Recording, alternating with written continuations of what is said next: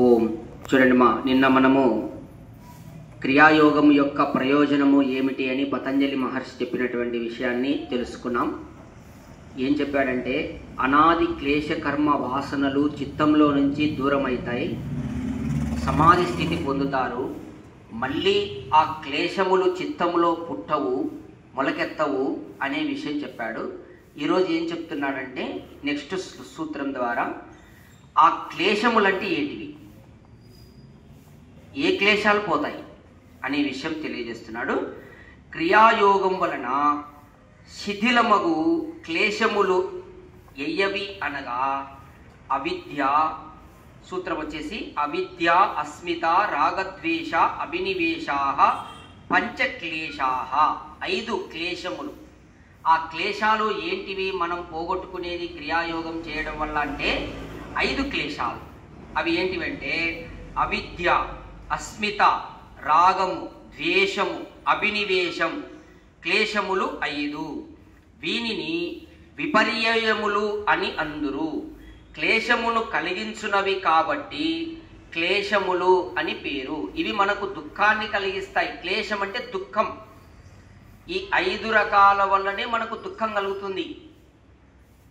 కాబట్టి అవిద్యాది క్లేశములు వర్ధిల్లి గుణాధికారం అనగా కార్య ఆరంభ సామర్థ్యమును బలపరచును, కార్యకారణ స్రోతస్సు ఉద్భవింపజేయును.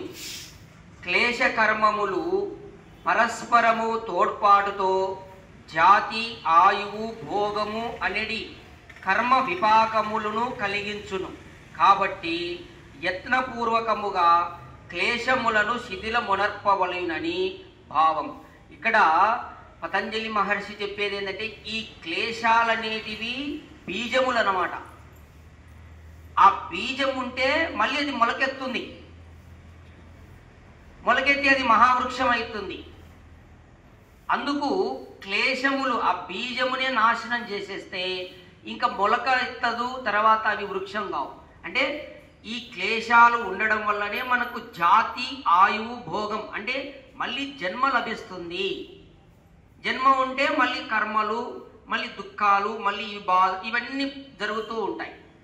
కాబట్టి ఈ అవిద్య అనేటటువంటి ఈ 5 రకాల క్లేశములు తొలగిపోతే మళ్ళీ జన్మ ఉండదు అనే విషయంగా పతంజలి మహర్షి క్రియాయోగ ప్రయోజనం గురించి తెలియజేస్తూ 5 రకాల క్లేశాలను దూరం చేసుకోవాలి.